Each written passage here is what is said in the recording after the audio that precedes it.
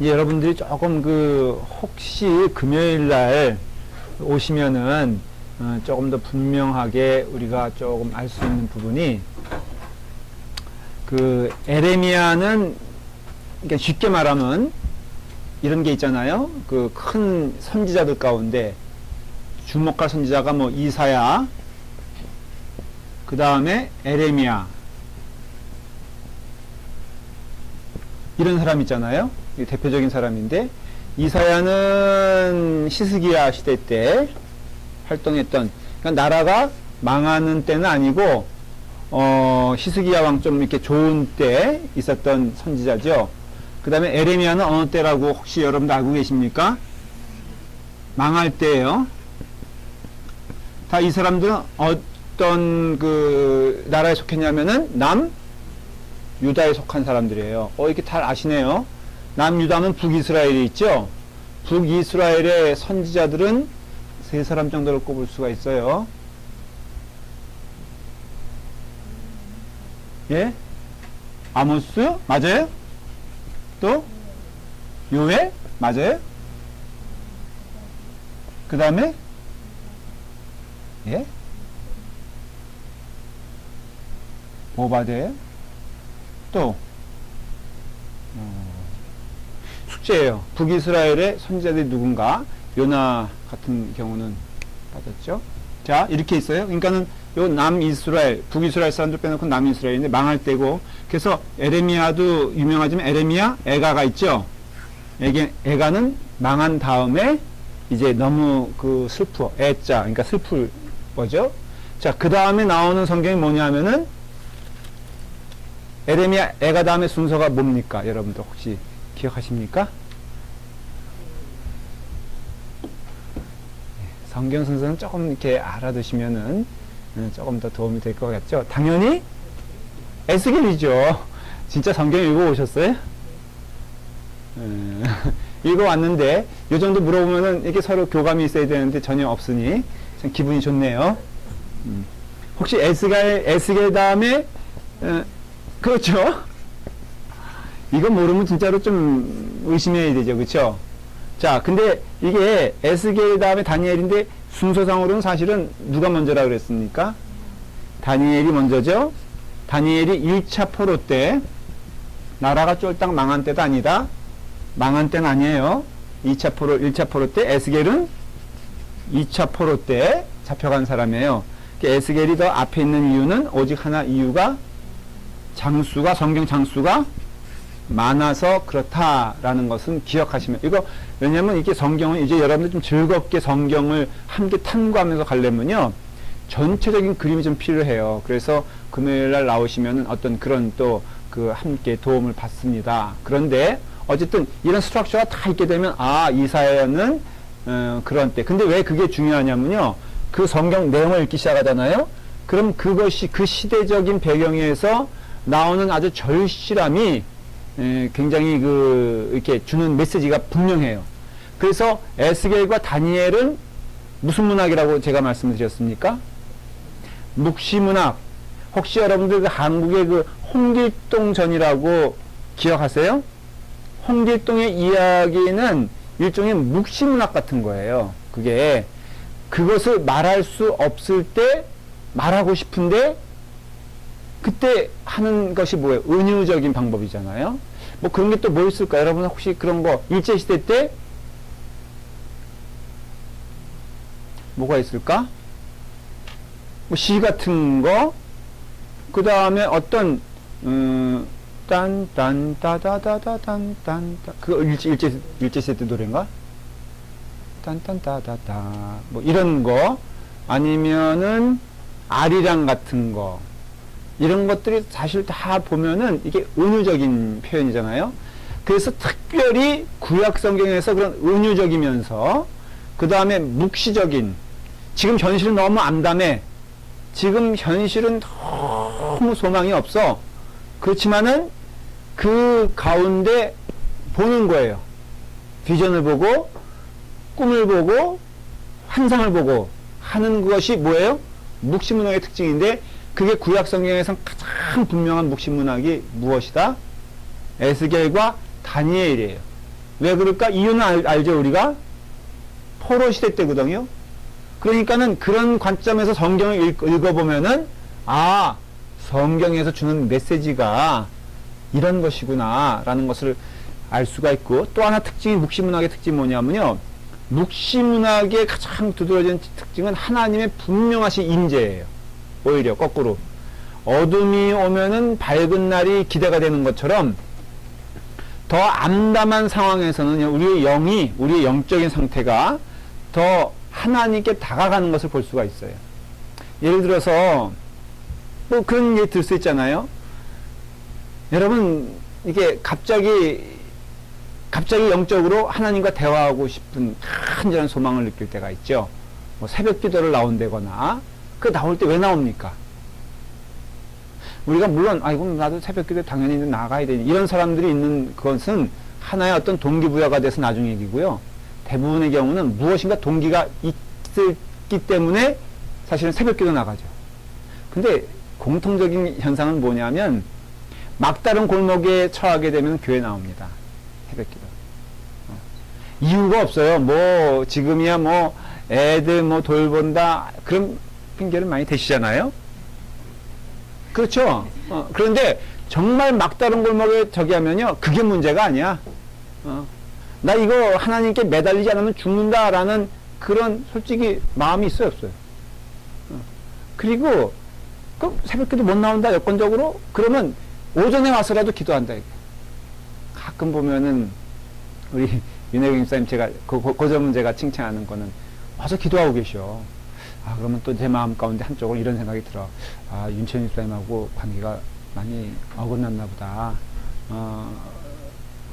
근데 와서 이렇게 기도하게 되는 것은 그런 거예요. 그래서 이런 걸 보게 되면은 이게 사실 어떤 의미에서는 기도문이 많아요. 그런 특징을 가지고 있어요. 자, 그런 가운데 이어져서 에스겔에 대해서 더 이제 말씀을 나눕니다. 지난주에 말씀을 드린 대로 오늘은 하나님의 오심과 아주 절망적인 얘기를 했었죠. 그렇죠? 에스겔에서 심판에 대해서 말했잖아요. 무너짐에 대해서 말했잖아요. 그런데 오늘은 그 소망에 대해서 말을 할 거예요. 예를 들어서 에스겔 36장에 보면요. 이제 후반부에 보면은 36장에 보면은 36장 1절에 보세요. 시작. 인자야 너는 이스라엘 산들에게 예언하여 이르기를 이스라엘 산들아 여호와의 말씀을 들으라 이렇게 말하면서 하나님이 말씀을 하기 시작했어요. 하나님께서 말씀하신다는 뜻은 거꾸로 말하면 하나님이 침묵하시는데 하나님은 침묵의 단계에 들어가면요 그 사람 망한 겁니다. 근데 하나님께서 말씀하시는 것은 그 사람에게 살리는 은혜를 주시는 거예요.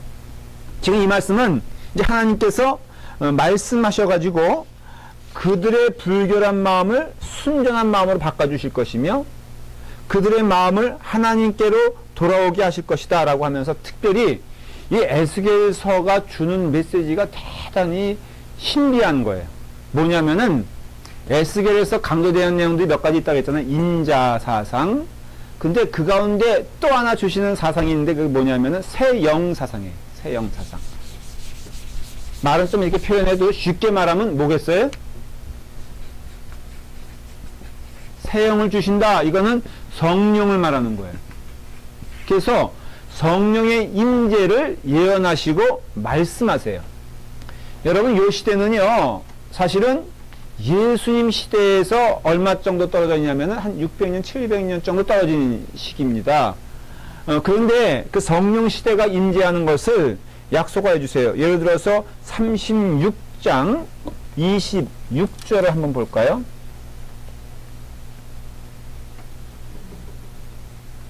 어, 25절부터 자, 시작.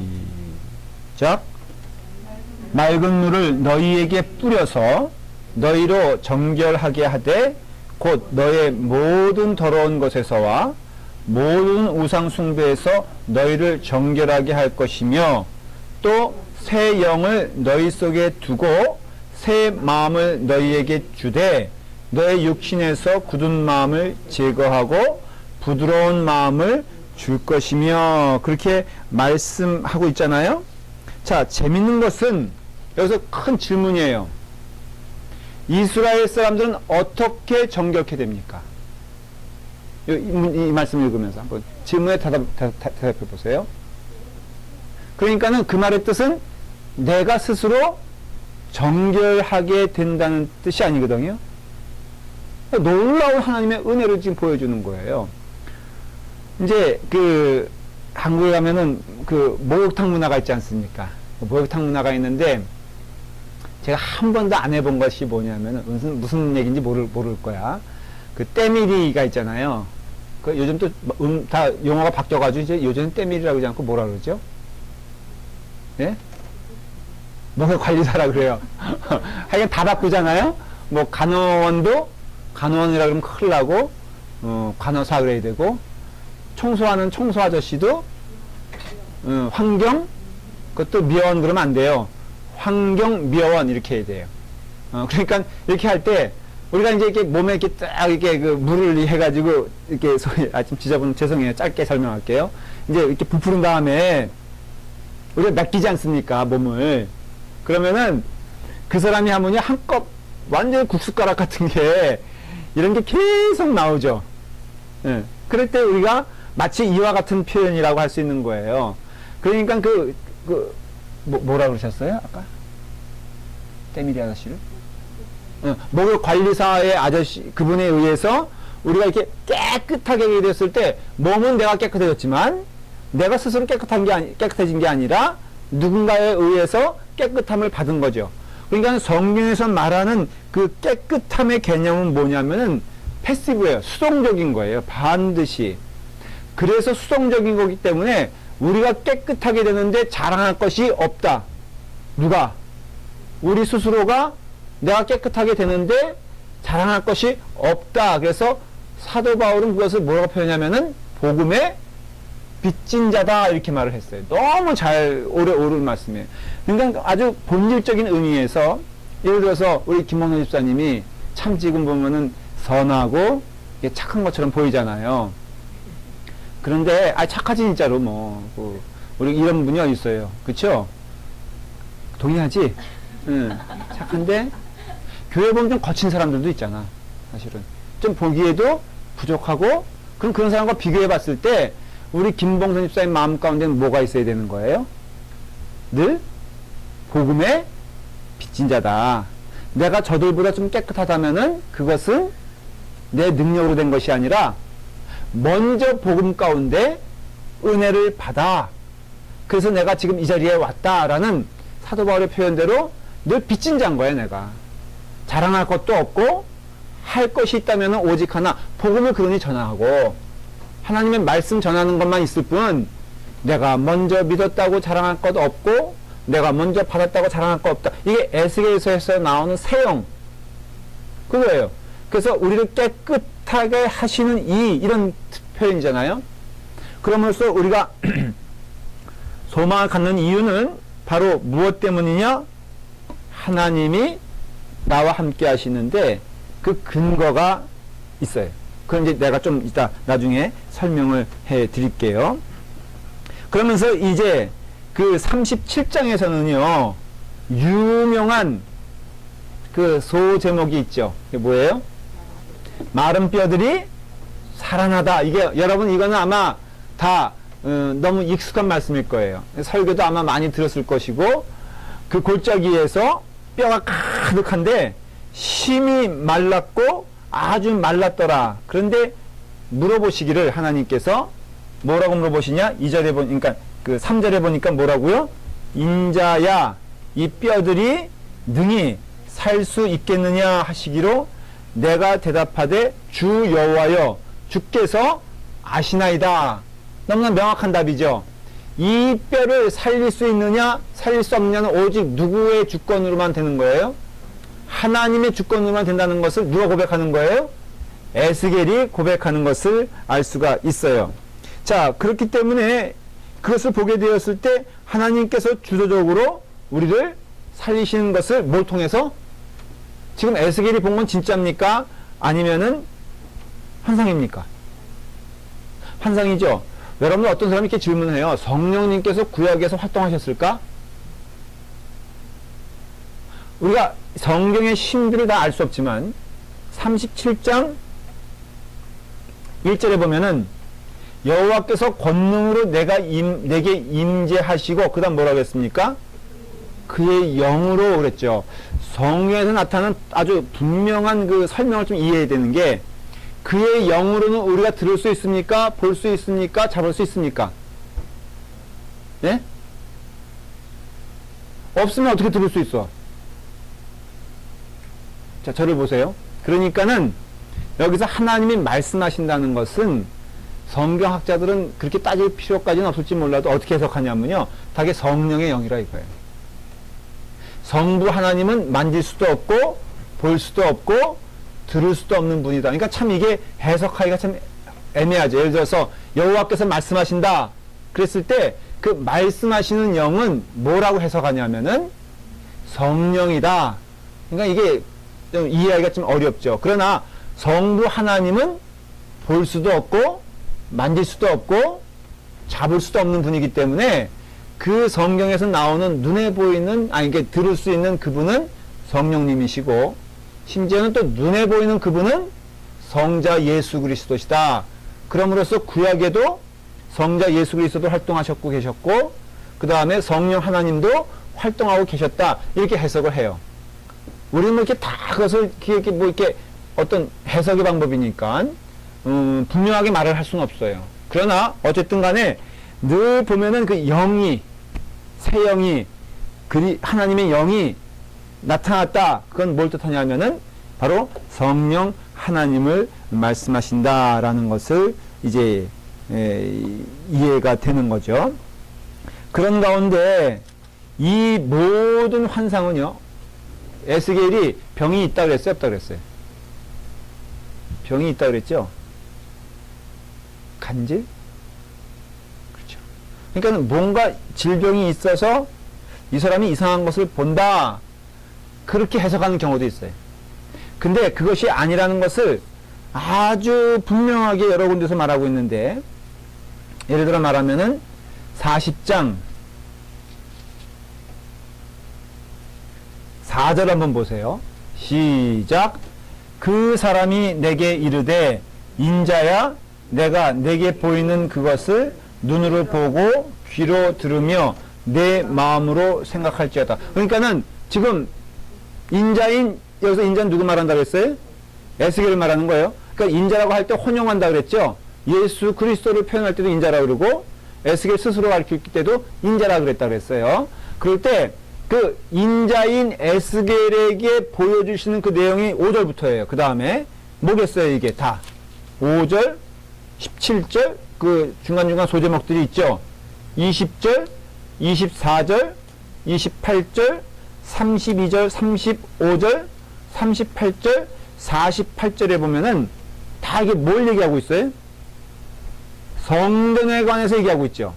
근데 성전에 관해서 얘기하는데 그 성전의 아주 구체적인 사이즈까지 치수까지 얘기하고 있다는 거예요. 이게 뭘 말하는 거냐면요. 에스겔이 그냥 이렇게 정신이 이상해가지고 뭐 이렇게 본 것이 아니라 하나님이 구체적으로 너희가 기억해야 될 성전, 꿈꿔야 될 성전은 이러이러한 것이다 라고 치수까지 정확히 얘기해 주는 걸 알 수 있어요. 그러니까 이거는 에스겔이 뭐 이상하기 때문에 보는 것이 아니라 뭐라고요?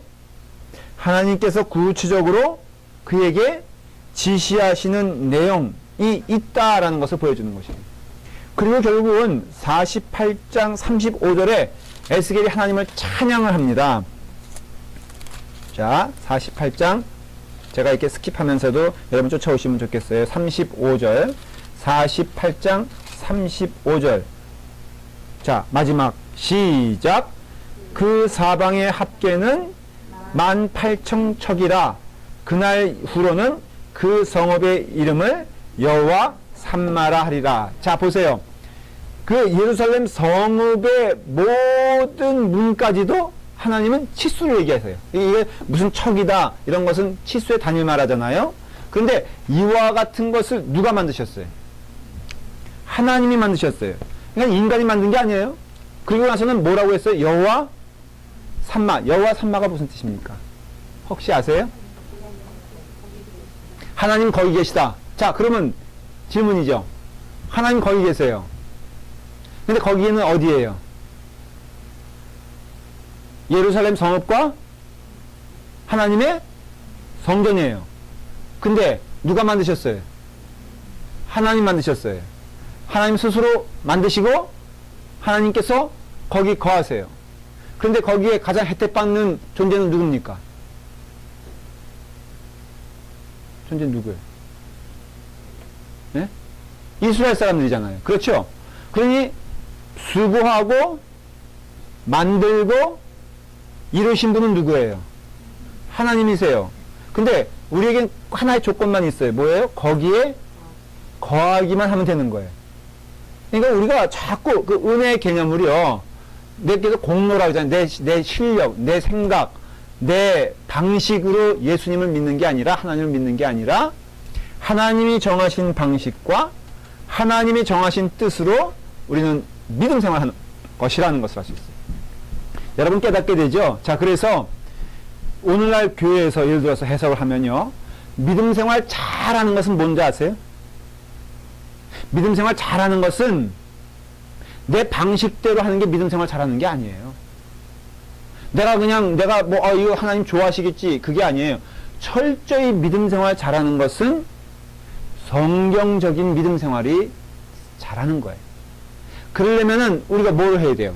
너무나 분명한 스텝이 있죠. 이게 그 과정이 있죠. 자, 하나님의 뜻을 안다. 우리는 자꾸 혼동을 해요. 하나님의 뜻을 아는 것은 첫 번째 뭐가 있어야 돼요? 말씀이에요. 지식이 있어야 돼요.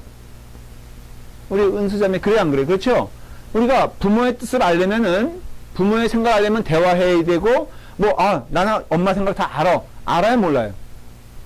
모르죠? 알려면 어떻게 해야 돼? 얼굴 딱 보고, 엄마, 나에게 원하는 것이 뭐예요? 라고 말을 할 때, 엄마의 생각을 알게 하잖아요. 그렇죠? 그리고 그런 거 있잖아요. 이제 은수가 예를 들어서 첫 월급을 탔어. 어디서 해서 첫 월급 탔어. 그러면은 틀림없이 엄마 좋은 거를 해줘야 될 거 아니에요. 그렇죠? 근데 딱 이 은수가 머리를 쓴 거예요. 안녕히 가세요. 아프지 않길 바랄 뿐입니다. 그런데 이 은수가 말이에요. 옷을 하나 사주겠다는 거예요. 엄마한테. 사주는데 자기 사이즈에 맞는 거 사가지고 왔어. 이 속셈이 뭐예요? 엄마 내가 선물해줄게. 물어보지도 않아.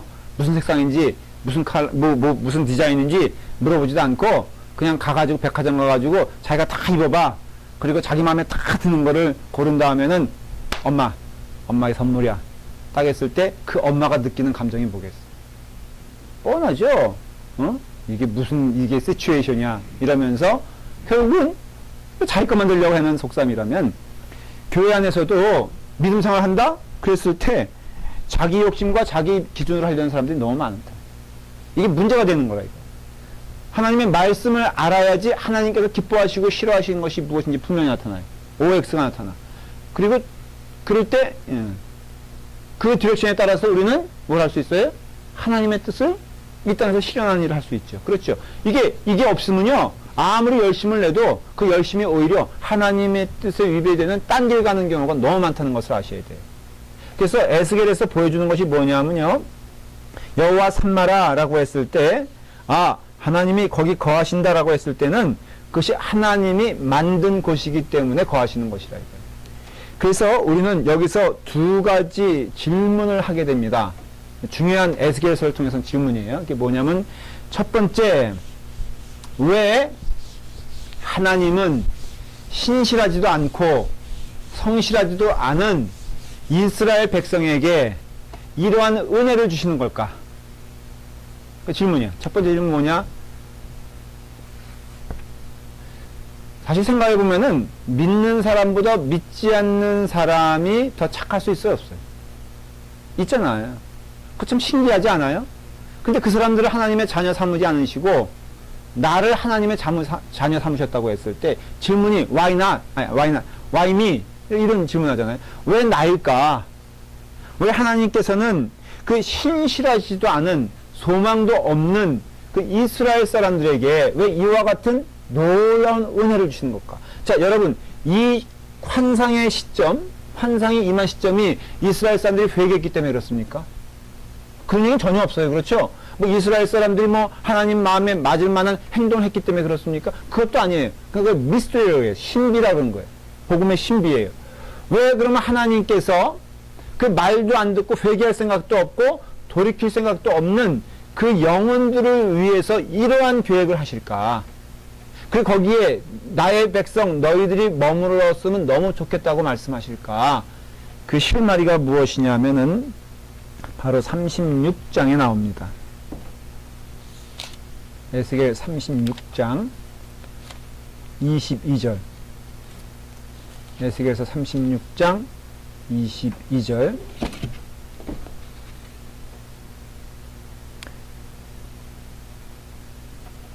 자, 23절 읽으시죠. 똑같아. 시작. 여러 나라 가운데에서 더럽혀진 이름 곧 너희가 그들 가운데에서 더럽힌 나의 큰 이름을 내가 거룩하게 할지라. 내가 그들의 눈앞에서 너희로 말미암아 나의 거룩함을 나타내리니 내가 여호와인 줄을 여러 나라 사람이 알리라. 주 여호와의 말씀이니라 그랬어요. 아주 의미 있는 말이에요. 하나님의 이름을 더럽힌 자는 누굽니까? 이스라엘. 우리가 흔히 생각하는 게요. 여러분, 우리가 그런 실수 많이 할 때가 있죠. 지금 이 시대에도 똑같아요. 하나님의 영광을 가리는 존재는 솔직히 누구일까? 우리는 세상의 타락을 많이 요구를 해요. 그렇죠? 네? 세상의 나쁜 것들을 많이 컴플레인하고 블레임해요. 그런데 정작 하나님의 영광을 가리는 가장 하나님에게 있어서 걸림돌은 누구냐면은 하나님의 자녀들인 것을 알 수 있어요. 그래서 세상이 하나님의 이름을 욕되게 해요. 멸시해요. 왜? 누구 때문에? 하나님의 자녀들 때문에. 너무나 지금 맞는 얘기 같지 않아요? 오늘날에 왜 하나님께서 그렇게 모욕을 당하시고 왜 하나님께서 멸시를 당하십니까? 라고 물어보면 정직하게 얘기하면은 교회 때문이라 이거예요. 세상에 그 가끔 들려오는 뉴스 들어보면 요 근래엔 또 하나 뭐 몇 가지가 계속해서 그냥 이렇게 뭐 파도 치듯이 올라오잖아요. 또 이번에는 또 장로교 총회가 있었는데 거기서 어떤 목사님이 가스총을 발사해가지고 황당한 일들이 많이 벌어져요. 왜 그걸 가져다녔냐 그러니까 중국에서 자기를 암살하려고 누군가가 암살단을 조직해가지고 자기를 죽이려고 한다는 거예요. 그런 협박을 받았다는 거예요. 그래가지고 가스총을 가지고 있다가 경호원도 뭐 이렇게 좀 저기 했나 봐요. 뭐 회의 좀 이렇게 높으신 분인가 봐요. 그런데 급기야는 가스총을 저기 했는지 이런 거 보면은 너무 좀 안타깝지 않습니까? 그런데 그 영광을 누가 가리느냐? 자녀들이 가린다 이거예요. 그럼 그럴 때 그 땅에 떨어진 하나님의 이름을 누가 회복시키시느냐? 하나님께서 스스로 회복시키신다는 거예요. 그렇기 때문에 하나님은 그런 의미에서는 자기의 이름을 위하여 하나님은 열심을 내신다는 거예요. 이게 좀 표현이 조금 이상할지 몰라도 하나님은 자기를 위하여 자기 이름을 위하여 하나님께서 열심을 내신다라는 것이에요. 그렇기 때문에 우리가 깨달아 알게 될 것은 우리를 하나님이 인도하시고 구원시키시는 이유는 결국은 그런 의미에서는 하나님의 영광을 위하여 그 스스로 가신다 이거예요. 요거는 창조로 들어가 보면 이해가 돼요. 자, 저를 봐보세요. 자, 제가 하나님께서 뭘 창조하셨어요? 맨 처음에 뭐 해와 달, 그 다음에 뭐 궁창, 뭐 그 다음에 동식물 다 창조했잖아요. 이것이 하는 일이 뭐예요?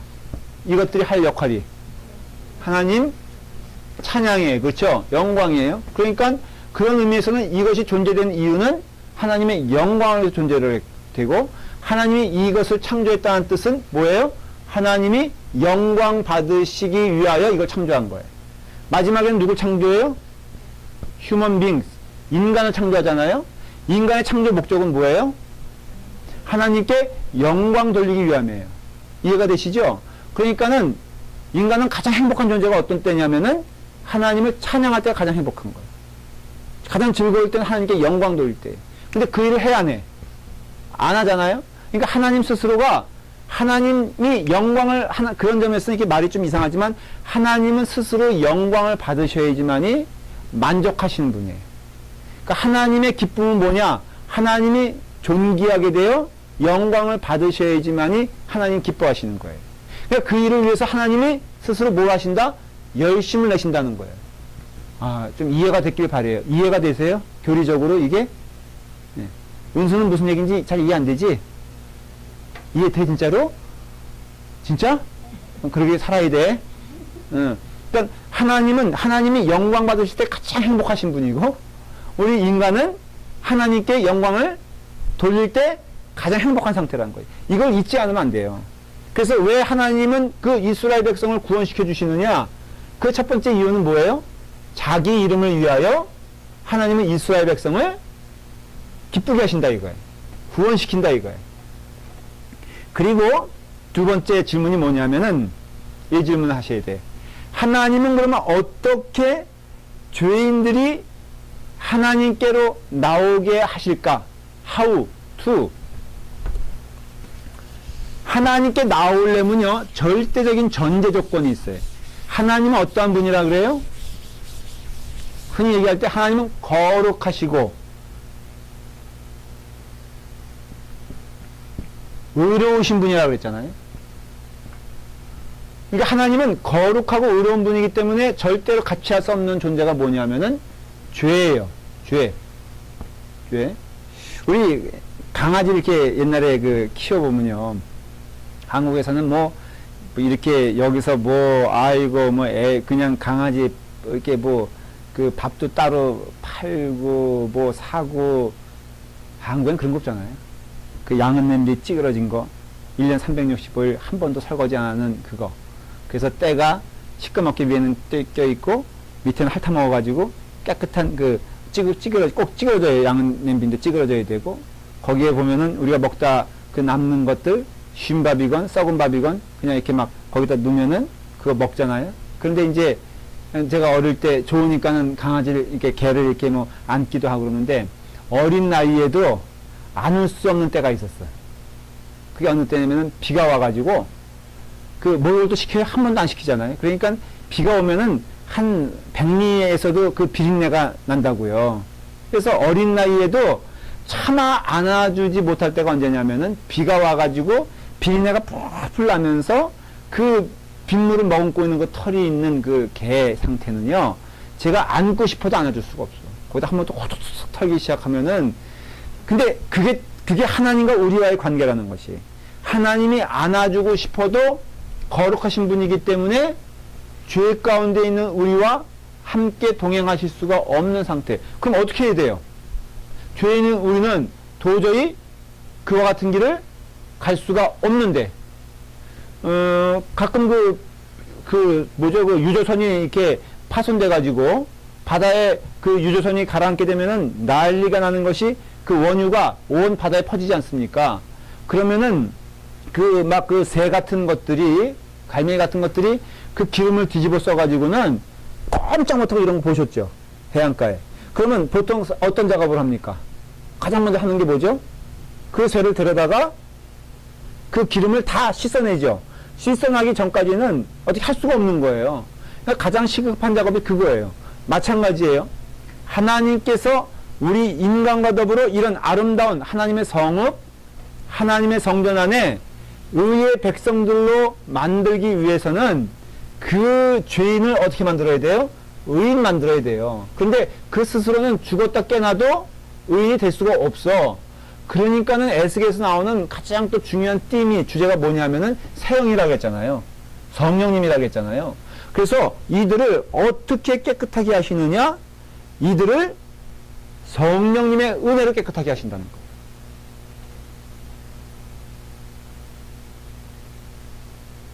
그런데 성령님의 은혜로 누구를 통하여? 너무 열심히 적고 계셔서 성령님에 의해서 누구를 통하여? 그래서 이게 예수 그리스도가 나타나는 거예요. 그래서 우리가 그런 표현, 제 교리적인 공부 가르칠 때 이렇게 했죠. by God through Jesus Christ in Holy Spirit. 그러니까 하나님에 의해서 시작된 구원의 사역이 예수 그리스도 through Jesus Christ, 예수 그리스도를 통하여 경험하게 하시는데, 그 경험되어지는 과정에서 누구 안에서? 성령님 안에서. 그래서 우리도 알고 예수 그리스도를 구주로 고백하는 것은 무슨 영이다? 성령의 영이라고 그러잖아요. 성령님이 이 안에 계세요. in Holy Spirit. 성령님 안에서 누구를 통해서? 예수 그리스도를 통해서. 누구에 의해서? 하나님에 의해서. 그러니까 우리는 결국 하나님께 나아가는 건데, 하나님께 나아가는데 누구를 통해서 나가는 거예요? 예수 그리스도를 통해서 나가는 거예요. 근데 그것을 가능하게 하시는 분은 누구예요? 성령님이에요. 이게 삼위일체의 사역이에요. 이게 에스겔서를 통해서 분명히 보여주는 거예요. 성부 하나님 나오시죠? 그 다음에 사형이 누구라고요? 성령님이시죠? 그 다음에 여기 나오는 가장 중요한 사상이 뭐라고 그랬어요? 인자 사상이라고 그랬죠? 근데 여기 에스겔서에는요, 지금 삼위 하나님이 다 동원되는 거예요. 성부 하나님이 우리를 깨끗하게 하시는데, 누굴 통해서? 인자를 통해서. 누구 안에서? 세영 안에서. 그래서 여기 보면요, 34절 보면은 34절 23절 34장 23절. 자, 시작. 내가 한 목자를 그들 위에 세워 먹이게 하리니 그는 내 종 다윗이라. 내가 그들을 먹이고 그들의 목자가 되니라. 나 여호와는 그들의 뭐라고요? 하나님이 되고 내 종 다윗은 그들 중에 왕이 되리라. 누가 말했어요? 나 여호와의 말이니라. 이 말씀을 읽다 보면은 우리는 이상한 걸 발견하게 돼요. 왜냐하면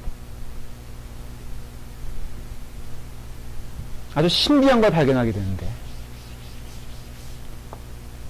다윗이 나오잖아요. 에스겔이 있어요. 다윗이 먼저예요? 에스겔이 먼저예요? 시대적으로 다윗이 먼저예요. 그렇죠? 그러니까는 에스겔은 이미 다윗을 알고 있고, 그 다음에 다윗은 선대, 그러니까 자기 선조란 거를 알고 있어요. 이거 포로 시대니까. 근데 이 문장을 보면은 이것은 과거형이에요? 미래형이에요? 예? 이건 미래형이에요. 주실 것이다 라는 뜻이에요. 그게 이상하잖아요. 이게 실제 다윗 왕이라면은 이렇게 하면 안 되죠. 내가 다윗 왕을 너희에게 주었고, 근데 여기서 말하는 것은 그게 아니라 내가 너희에게 한 목자를 주리니, 그는 구체적으로 설명해. 내 종 다윗이다. 그러니까 이것이 문자적으로 말하는, 역사적으로 말하는 그 다윗을 말하는 것이 아니라 바로 오실 다윗의 후손을 말하는 것을 알 수가 있고, 그분은 이미 누구인 것을 예언하고 있는 거예요? 예수 그리스도인 것을 예언하고 있는 것이에요. 그렇기 때문에 내가 너희에게 새로운 한 목자를 세워주겠는데 그는 내 종 다윗이라. 그가 그들을 먹이고 그들의 목자가 되리라. 근데 예수님께서 많이 사용하신 그 비유가 뭐예요? 목자와 양이에요. 그래서 너희는 나의 양이요, 나는 너희의 목자라고 했어요. 그러니까는 이게 뭐 서로 미리 맞춘 것도 아니고 한 시대에 쓰여진 성경이 아니라 그러니까 천몇백 년 동안의 그 길이 동안에 쓰여진 성경인데, 이 저자가 누구라고 했죠? 저희가 그 성경 공부 시간에 자주 말했죠. 성경의 저자는 하나님이신 거예요. 그래서 지금 여기서 에스겔에서도 그 부분, 하나님의 한 그 저서의 한 부분을 얘기하는 거예요. 에스겔이 쓴 게 아니라는 것이죠. 에스겔은 그냥 받아 쓴 거라는 것이죠. 그런데 내가 어떻게 너희를 구원시킬까? 라는 질문에 그 어떻게는 하오는 누구를 통해서?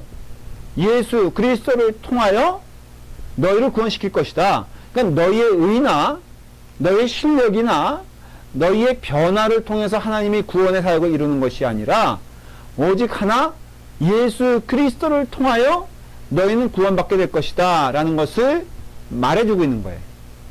이해가 되셨어요? 에스겔서에서는 그래서 철저히 삼위일체 하나님이 총출동하여서 하나님의 약속이 이루어지는 것을 누가 개런티하는 거예요? 성부 하나님, 성자 하나님, 성령 하나님이 약속하시는 거예요. 조금 정리해 볼게요. 첫째, 하나님은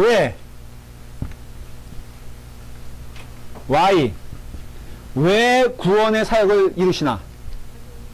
자기 영광을 위해서, 자기의 이름을 위해서. 비록 너희들이 더럽혔지만은 나의 이름을 세상에 조롱거리로 만들었지만은 나는 너희들을 버리지 아니하리라. 그리고 이 영광된 이름이 회복되는 데 있어서 주체는 누가 될 것이다?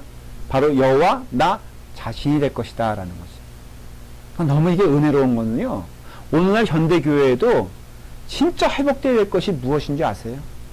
그러니까 우리가 답이 되잖아요. 하나님의 이름이 회복되어야 돼요. 그래서 우리가 지금 몸부림쳐 지금 사실은 자꾸 지금 우리가 고민하고 지금 싸워가는 과정이 뭐냐면요, 잘못된 말뚝이 박힌 교회가 참 어려운 거예요. 솔직히 말하면 우리가 그런 지금 현실에 처해 있어요. 시작이 잘못됐어. 이민교회가 시작 잘못될 수 있는 가장 좋은 토양인 거 아십니까? 진지하게 모인 게 아니거든. 그냥 외로우니까 모인 거거든. 그리고 또 한인 사회에서 한국밥 먹으려면은 지금이야 조금 나아졌지만은 옛날에는 교회 아니고는 없었거든요. 그럼 그들이 모여서 뭘 하겠어요? 그러니까는 그게 습관화되고 그것이 어떤 돼가지고 너무 사람들의 이름이 드러나는 일이 비일비재한 거예요. 그러니까 이걸 바꾸려면요 정말 어려운 목숨 걸고 해야 됩니다. 근데 목숨 걸고 뭘 해야 되냐? 그럼 나의 혈기를 부려서 뭐 하는 거 그게 아니라 제자리로 오게 해야 되는 거예요. 그게 뭐예요? 여호와의 이름이 영광스럽게 되는 그 자리까지 누군가 하나님이 부르셨다면은 그 자리에서 그걸 목숨 걸고 해야 되는 거예요. 그게 저예요. 그게 여러분들이에요. 동의하세요? 수혜집 건국 나오신 분들 목숨 걸고 할 수 있어 진짜? 왜 웃어요? 이때 예하고 아멘하면 얼마나 좋아. 이 집사님은 목숨 걸고 쫓아올 수 있어요? 아 그렇게 말하지 말고 예, 그냥 그 있는 예스노나 대파세요. 은수는 목숨 걸고 거기서 저기 할 수 있어? 사람의 모습 보일 때마다 이거 아니야. 하나님께 영광 돌려야 돼. 그래서 은수를 태어나게 하시고 그 다음에 거기 지금 청년부에 가게 하셨어. 믿어요? 진짜 믿어? 그럼 죽으라면 죽어? 이런 상황인 거야 지금. 이게 지금 이게 너무나 지금 에스겔이 이런 황폐하고 포로된 상황에서 에스겔에게 왜 이걸 보여주시겠어요? 하나님이 너무 절박하니까 하나님 보여주신 거예요. 너만이라도 정말 교회다운 모습을 갖춰라. 저는 크게 뭐 어떤 비전이 없어. 그냥 라팔마 교회, 다른 교회 볼 생각도 없다 그랬잖아요. 오직 하나 이 교회가 사람들의 목소리 나지 아니하고 사람들에 의해서 흔들리는 교회 되지 아니하고 그냥 모두 다 하나님 앞에 무릎 꿇었으면 좋겠어요. 그 과정이 힘들고 어려워도 이거 포기하면 안 돼. 존재 이유가 없는 거예요. 저도 그 길을 포기하면은 전 여기서 있을 이유가 없는 거예요. 그러니까 여러분들도 마찬가지야. 여기서 뭐 점심 친견을 하자고 모인 거예요. 지난번에 아버님과 점심 때 보니까 여기 그냥 과관이 아니야. 세상에 밥솥 하나 갖다 놓고선 여자분들이 그러면 안 되지. 우리 게 품위도 그런데 더군다나 지실 집사님 나이 또래가 여기 모여가지고는 내가 너무 놀랬어. 이게 전기밥솥 있잖아. 그걸 하나 갖다 놓고선 거기다 온갖 걸 다 집어넣고 막 비벼가지고 여성분 그 우아한 분들이 응? 거기서 이거 다 퍼먹고 앉았고 내가 와도 상관없어. 먹으란 말도 안 해. 좀 맛있어 보이더만. 우리가 먹기 위해서 모였냐 이거야. 근데 그런 일이 너무 많으니까 제가 너무너무 마음이 아픈 거예요. 이건 뭐 답답한 게 아니라 너무너무 마음이 아파. 그리고 이 일을 위해서는요 우리가 힘들어도 진짜 똑바로 가야 돼요. 지금 우리 교회는 질서가 필요한 교회. 영적 필요, 그러니까 영적 순수성이 지금 필요한 교회. 서론이, 그래요. 똑같은 얘기예요. 그 다음 두 번째, 뭐라고요? 하우의 문제라겠죠. 첫 번째는 why. 왜 하나님께서 이 일을 하시느냐? 두 번째는 how, 어떻게 하느냐?